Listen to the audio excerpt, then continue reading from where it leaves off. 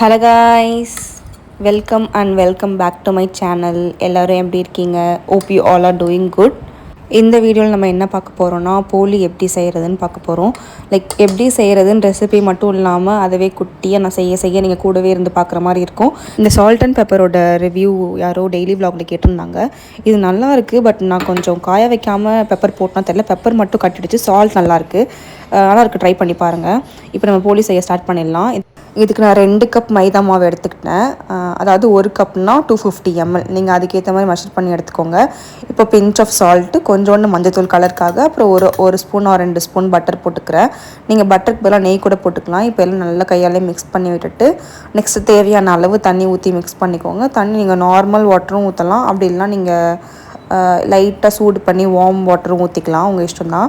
அதெல்லாம் நீங்கள் சப்பாத்தி பரோட்டாக்கெலாம் பிசைவீங்கள, அது மாதிரி பிசைஞ்சுக்கணும். ஃபஸ்ட்டு இதை மாதிரி கொஞ்சம் குழன்னு தான் இருக்கும். லைட்டாக எண்ணெய் ஆட் பண்ணிட்டு பிசைய கையில் ஒட்டாமல் வரும். ஸோ கையில் ஒட்டாமல் வர ஸ்டேட் தான் இதுக்கான பதம். ஸோ கையில் ஒட்டாமல் இருக்க வரைக்கும் பிசைஞ்சு இதை மாதிரி ஊற வச்சுக்கோங்க. ரொம்ப நேரம், ஒரு 15 to 20 minutes நீட் பண்ணால் இந்த கன்சிஸ்டன்சி வந்துடும். இப்போது பிசைஞ்ச மாவை ஒரு 30 to 1 hour ஊற வச்சுக்கோங்க. மினிமம் 30 to 1 hour, நீங்கள் மேக்ஸிமம் 1 day கூட ஊற வச்சுக்கலாம். நீங்கள் எவ்வளோ நிறைய நேரம் ஊற வைக்கிறீங்களோ அவ்வளோ அந்த மாவு அவ்வளோ பைண்டிங் நல்லாயிருக்கும். அண்ட் உங்களுக்கு தேய்க்கிறதுக்கும் ஈஸியாக வரும். நாங்கள் ஊற வச்சு நான் நெக்ஸ்ட் டே பண்ணிக்கலாம்னு சொல்லிட்டு நாங்கள் ஒரு மூவிக்கு கிளம்பிட்டோம். பறந்து போன்னு சொல்லிட்டு ராமோட ஒரு மூவிக்கு போயிருந்தேன். எனக்கு ராமோட மூவிஸ் தான் ரொம்ப பிடிக்கும். அண்ட் இந்த மூவி ட்ரெய்லர் பார்த்ததுமே எனக்கு ரொம்ப ஷாக்கு. ராம் ப்ளஸ் சிவா இருந்தார். ஸோ 2 பேருமே 2 டிஃப்ரெண்ட் ஜானரில் பண்ணுவாங்கல்ல படம். இவங்க ஃபன்னியாக இருக்கும், இவங்க ரொம்ப சென்டிமெண்டலாக இருக்கும். இவங்க 2 பேரும் சேர்ந்து எப்படா படம் எடுப்பாங்க, அது எப்படி இருக்கும், பீட்சாவும் வடையும் மாதிரி இருக்கே அப்படின்னு சொல்லிட்டு நான் ரொம்ப ஈகராக ரிலீஸ் ஆன அன்றைக்கே நைட் ஷோ நாங்கள் போயிட்டோம். எங்கள் வீட்டுக்கு பக்கத்தில் விவேர மால் இருக்குது, அங்கே தான் போயிருந்தோம். நாங்கள் போன டைம் ஷாப்ஸ் எல்லாமே க்ளோஸ் பண்ண ஸ்டார்ட் பண்ணிட்டாங்க. ஏன்னா நைட் ஷோ போயிருந்தோம்ல, கொஞ்சம் ஷாப்ஸ் மட்டும் தான் இருந்துச்சு. அதுவுமே க்ளோசிங் டைம்னு சொல்லிட்டு உள்ளே அலோவ் பண்ணல. ஸோ வெளிலையே விண்டோ வழியாக பார்த்துட்டு விண்டோ ஷாப்பிங் பண்ணிகிட்டு இருந்தோம். அண்ட் படத்துக்குள்ளே போகலான்னு சொல்லிட்டு போயிட்டோம். அங்கே ஒரு பேனர் இருந்துச்சு. அதில் தங்க மீன்கள் படம் மகள்களை பெற்ற அப்பாக்களுக்காகன்னு சொல்லிட்டு போட்டிருந்தாங்கல்ல, அந்த மாதிரி இந்த படம் மகன்களை பெற்ற அப்பாக்களுக்கு அப்படி சொல்லிட்டு போட்டிருந்துச்சு. ஸோ நீங்கள் தங்க மீன்கள் பார்த்துருந்தீங்கன்னா அதே மாதிரி எக்ஸ்பெக்ட் பண்ணிட்டு போகாதீங்க. இந்த படம் தங்க மீன்கள் ரொம்ப சென்டிமெண்டலாக ரொம்ப க்ளோஸ்ட் ஹார்ட் அப்படி இருக்கும். இது கொஞ்சம் ஃபன்னியாக, கொஞ்சம் ப்ராக்டிக்கலாக, இந்த ஜென்ரேஷனுக்கு ஏற்ற மாதிரி ப்ராக்டிக்கலாக சொல்கிற மாதிரி இருக்கும்.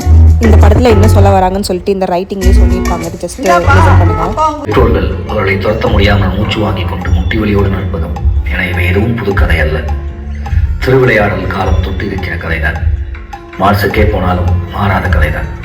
குழந்தைகள் கேட்பவை எத்தனை நியாயமானது என்றாலும் பெற்றோர்களால் அவை அனைத்தையும் செய்துவிட முடியாது. தங்களால் இயன்றதை இயன்றளவு செய்வதற்கு போராடுவதே பெற்றோர்களின் வாழ்க்கையாயிருக்கிறது. ஆக என்னதான் செய்ய இயலும்? நேரம் கிடைக்கையில் நம்மை பீத்து தின்னும் வாழ்க்கையிலிருந்து விடுபட்டு குடும்பத்தோடு கொஞ்சம் மலையேறுவோம், குளத்தில் நீந்துவோம், மூச்சிறைக்க ஓடுவோம், சூரியோதயம் பார்ப்போம், பறந்து போவோம்.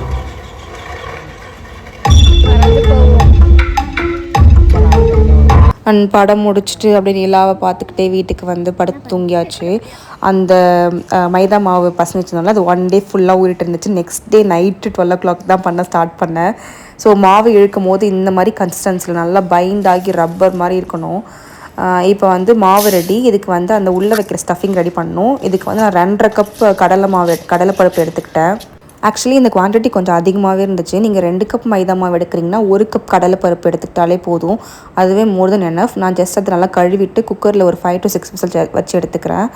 இப்போ மீன்வேல் நம்ம ஸ்வீட்னஸ்க்கு வெல்லம் ரெடி பண்ணணும்.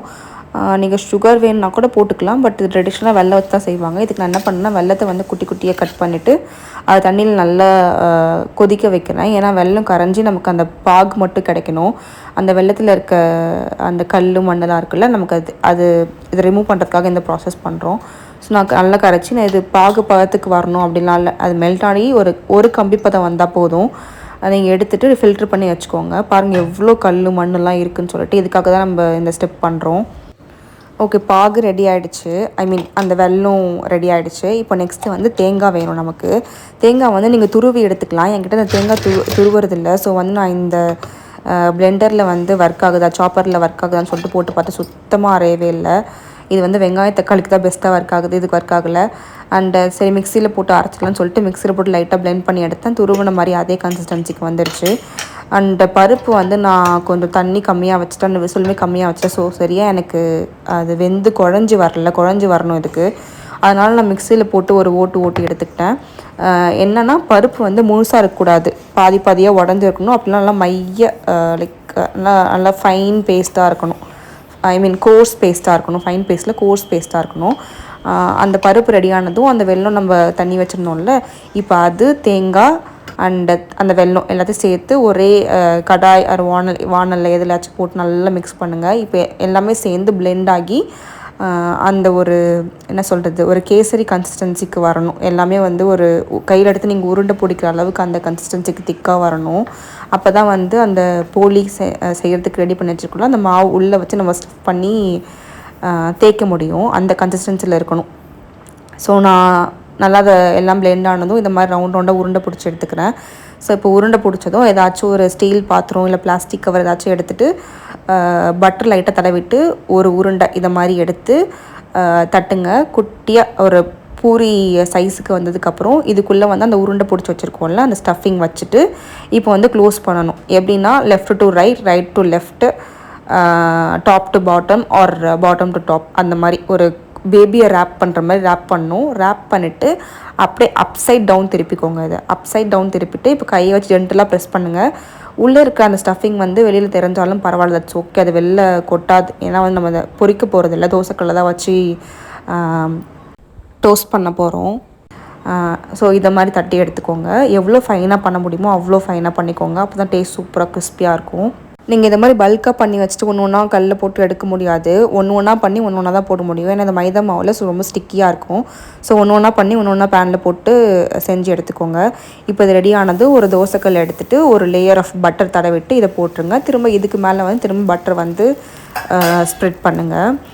இதை மாதிரி இதுக்கு ஆக்சுவலாக வந்து நிறைய பட்டர் இல்லைனா கீ நீங்கள் யூஸ் பண்ணிக்கலாம். இதுக்கு நிறைய பட்டர் அண்ட் கீ தேவைப்படும். அப்போ தான் வந்து அந்த போலியில் வந்து அந்த ரிச்னஸ் இருக்கும், அந்த டேஸ்ட் இருக்கும். ஸோ அதே top to bottom and left to right அதே ப்ராசஸ், அதே ஸ்டெப் யூஸ் பண்ணி திரும்ப நான் நெக்ஸ்ட்டு செட் ஆஃப் போலிஸ் பண்ணிக்கிறேன். ஸோ ஒன்று பண்ணி ஒன்று தான் போட்டு எடுத்துகிட்ருக்கேன். மேபி எல்லோரும் செட்டாக போடுவாங்கன்னு தெரில. நான் இப்படி தான் பண்ணேன். எனக்கு மொத்தமாக போட்டு வச்சுட்டு பண்ணலான்னு பார்த்தேன். எனக்கு தட் won't ஒர்க்னு எனக்கு தோணுச்சு. ஸோ நான் இதை இப்படி பண்ணிகிட்ருக்கேன். அண்டு இதோட ஷெல்ஃப் லைஃப் பார்த்திங்கன்னா எனக்கு தெரிஞ்சு 1 வீக் 2 வீக் இருக்கும்னு நினைக்கிறேன். நான் பேக்கரிஸ்லாம் நான் பார்த்துருக்கேன், அவ்வளோ லைக் வாங்கினா ஒரு 1 வீக் இருக்க மாதிரி தான் இருக்கும். ஸோ நீங்கள் அதுக்கேற்ற மாதிரி வச்சு சாப்பிட்டுக்கோங்க. என்னென்னா போலியில் வந்து 2 டைப்ஸ் இருக்குது. ஒன்று வந்து பருப்பு போலி, பருப்பு மட்டும் போட்டு செய்வாங்க. இன்னொன்று வந்து தேங்காய் போலி.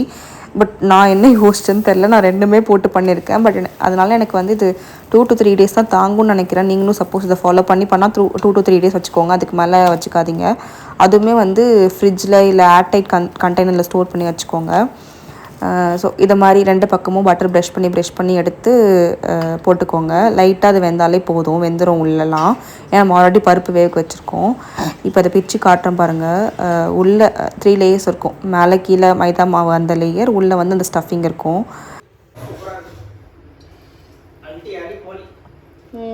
அடிப்பொலியாக இருக்கா? நைட்டு 12 மணிக்கு எதுக்கு போலி பண்ணுறேன்னு கேட்டுட்டு அதை ரசிச்சு என் ஹஸ்பண்ட் சாப்பிட்டு இருந்தாங்க. அப்புறம் அவ்வளோ டேஸ்ட்டாக இருந்துச்சு. நான் அதை ஊருக்கு எடுத்துகிட்டு போயிட்டு எங்கள் அம்மா பாக்கெட்லாம் கொடுத்தேன். அவங்களுமே சூப்பராக இருக்குது சொன்னாங்க. ஸோ நீங்களும் ட்ரை பண்ணி பார்த்துட்டு கண்டிப்பாக எப்படி இருக்குன்னு சொல்லுங்கள். அண்ட் போலி செய்ய சொல்லி நிறைய பேர் கேட்டாங்கன்னு சொன்னால நிறைய பேர் வேறு யாரும் இல்லை, என் அம்மாவும் என் ஃப்ரெண்டும் தான் யூகேல இருக்கா. So I'm dedicating this video to them. அவ்வளோதான், போய் மறக்காம சர்ப்ரைஸ் பண்ணுங்க. தேங்க்யூ.